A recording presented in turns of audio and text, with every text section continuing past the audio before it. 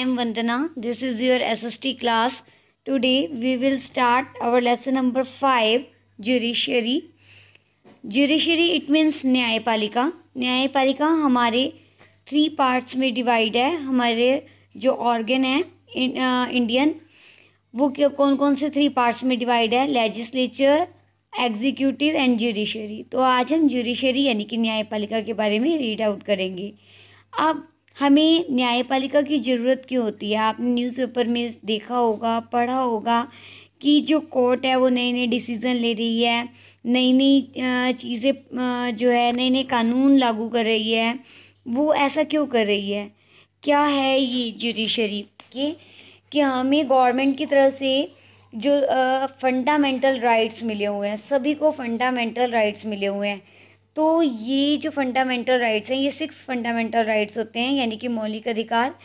और ये हमें हमारा जीवन जीने में, सही जीवन जीने में हमारी हेल्प करते हैं. अगर कोई भी व्यक्ति किसी को भी इसमें इस तरह के अधिकारों के लिए उसका हनन होता है तो वो कोर्ट में यानी कि जाकर इसके खिलाफ आवाज़ उठा सकता है. इसलिए ये जुडिशरी जो है इस पार्ट को बनाया गया था इसे.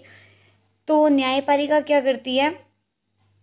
सभी व्यक्तियों को एक साथ एक समान जो है उनके ऊपर लागू किए जाते हैं कानून. यानी कि all person are equal in the eyes of law.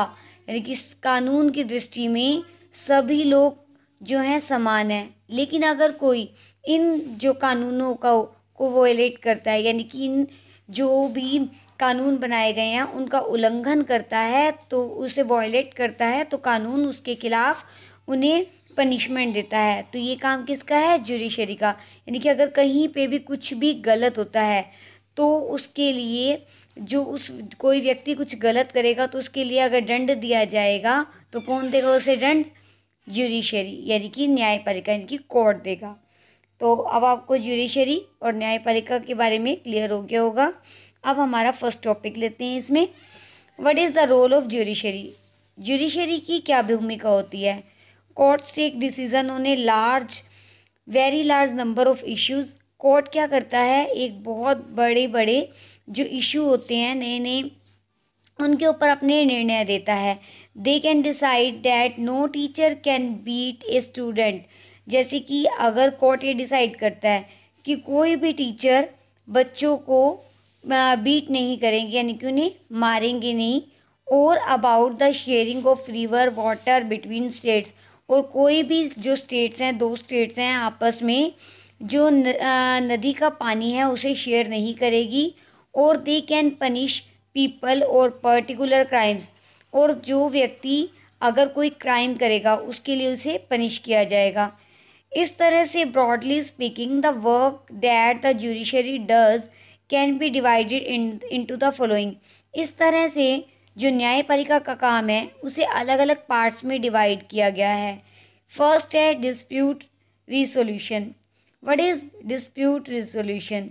The judicial system provide a mechanism for resolving disputes between citizens and the government, between 2 states government and between the center and the state governments. It means क्या होता है कि अगर judiciary क्या करती है कि सुनवाई करती है और रिसोल्यूशन यानी कि जो भी कोई प्रॉब्लम्स होती हैं उसका सॉल्यूशन प्रदान करती है.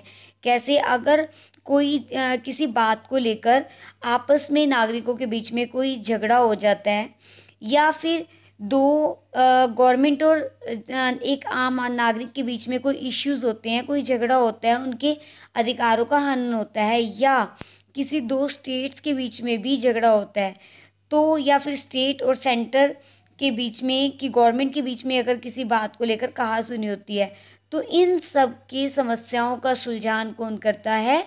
जुडिशरी. यानी कि किसी भी तरह की किसी भी व्यक्ति को, सरकार को, आपस में सरकार और आम व्यक्ति को, किसी को कोई भी प्रॉब्लम है तो इन सब की समस्याओं का समाधान जुडिशरी करती है. ये उसका फर्स्ट वर्क है, डिस्प्यूट रिसोल्यूशन. सेकंड अब है जुडिशरी रिव्यू. जुडिशियल रिव्यू अब ये क्या है? As the final interpreter of the Constitution, the judiciary also has the power to strike down particular law passed by the Parliament if it believes that there are a violence of the basic structure of the Constitution. देखो, अब हम सबको पता है कि constitution है, यानी कि क्या है? संविधान है। उसके अंदर अलग अलग हमें संविधान के अंदर कानून बनाए गए हैं कि हमने कैसे कैसे क्या क्या हमें फैसिलिटीज़ दी गई हैं। अगर कोई भी हमारे इन सारी जो भी हमें अधिकार दिए गए हैं उनका कोई भी उनके खिलाफ आवाज़ उठाता है या उन्हें तोड़ता है, या फिर सरकार उन जो कि जो हमारे संविधान के अंदर नियम बनाए गए हैं उनका कोई सरकार भी उल्लंघन करती है, उसके खिलाफ वायलेंस करती है, तो न्यायपालिका क्या करेगी? उसके खिलाफ उस कानून को भंग कर सकती है, यानी कि उसे तोड़ सकती है। तो इसे क्या कहेंगे? Judicial review. This is called judicial review. Next है अब हमारे पास upholding the law and enforcing fundamental rights, यानी कि जितने भी कानून बनाए गए हैं उनके ऊपर अपहोल्डिंग और जितने मौलिक अधिकार हैं उनका enforcement. Every citizen of India can approach the Supreme Court or the High Court. देखो, सभी जो नागरिक होते हैं उन्हें क्या होता है? Supreme court. हमारे इंडिया का सबसे जो हायर लेवल पे कोर्ट है वो कौन सा है? Supreme court. और हाई कोर्ट जो हमारे अपने स्टेट का जो कोर्ट होता है उसे हाई कोर्ट बोलते हैं। तो इन दोनों की सभी डिसीजन को प्रत्येक नागरिक जो है उन्हें स्वीकार करता है, कोई भी इनके खिलाफ ऑब्जेक्शन नहीं उठाता। ये हमने पहले 7th की बुक में रीड आउट किया था। और अब हम एक एग्जांपल लेते हैं हाकिम शेख का। हाकिम शेख कौन है? एक एग्रीकल्चर लेबरर है, यानी कि वो कृषि का काम करता है। हु फेल फ्रॉम, वो एक बार एक चलती हुई ट्रेन से नीचे गिर जाता है और जख्मी हो जाता है, तो वो बुरी तरह से घायल हो जाता है, तो उसे अलग अलग हॉस्पिटल में लेके जाया जाता है, लेकिन कोई भी उसे हॉस्पिटल में एडमिट नहीं करता और एक हॉस्पिटल दूसरे हॉस्पिटल में उसे जो रेफ़र करते जाते हैं और उसकी कोई सुनवाई नहीं होती। इसके लिए क्या हुआ कि जो हमारे पास ये सबसे लास्ट लाइन दी हुई है, देखिए, पश्चिम बंगा खेत मजदूर समिति, जो ये कहाँ की समिति थी? वेस्ट बंगाल की समिति थी। इसने क्या किया था? सरकार के ऊपर केस जो है वो डाल दिया था। क्यों डाल दिया था? उसने कहा कि हमें राइट टू लाइफ का जो हमें अधिकार नहीं दिया गया, यानी कि हमें जीवन जीने का अधिकार नहीं दिया गया। इट मीन्स उसकी राइट टू हेल्थ नहीं दिया गया। क्यों नहीं दिया गया? कि अगर हमारे पास जीवन नहीं होगा, हमारी हेल्थ अच्छी नहीं होगी और सभी ऐसे ही हमें हॉस्पिटल वाले अगर रेफ़र करते चले जाएंगे एक जगह से दूसरी जगह और हमारा ट्रीटमेंट नहीं किया जाएगा, तो हमें जीवन जीने का तो अधिकार मिला ही नहीं।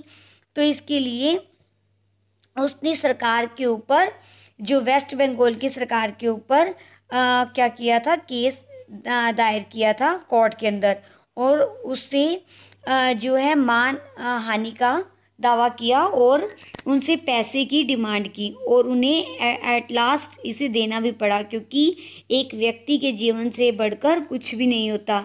और इसके बाद ही हमें राइट टू लाइफ और राइट टू हेल्थ का जो फंडामेंटल राइट भी मिला। अब हम यहाँ पर देखिए, हमें साइड में एक वो दिया हुआ है सुप्रीम कोर्ट। सुप्रीम कोर्ट की स्थापना कब हुई थी? 26 जनवरी 1950 को हुई थी। किस दिन हुई थी? जब हमारा देश रिपब्लिक हुआ था। और लाइक इट्स प्रीडिसेसर यानी कि इससे पहले क्या था? इस जगह पर एक फेडरल कोर्ट थी जो कि 1937 से 1949 तक थी। It was earlier located in the chamber of princess in the parliament house. जहाँ आज पार्लियामेंट हाउस है वहाँ पर पहले चैम्बर ऑफ प्रिंसेस होता था, तो उसी जगह पर आज पार्लियामेंट हाउस है। It moves to its present building, और इसकी आज प्रेजेंट बिल्डिंग जो मथुरा रोड पर न्यू दिल्ली में 1958 तक एस्टेब्लिश थी, यानी कि स्थापित थी। Hope you understand the concept of the topic that I have shared with you and rest of the lesson we will meet in our next video. Thank you.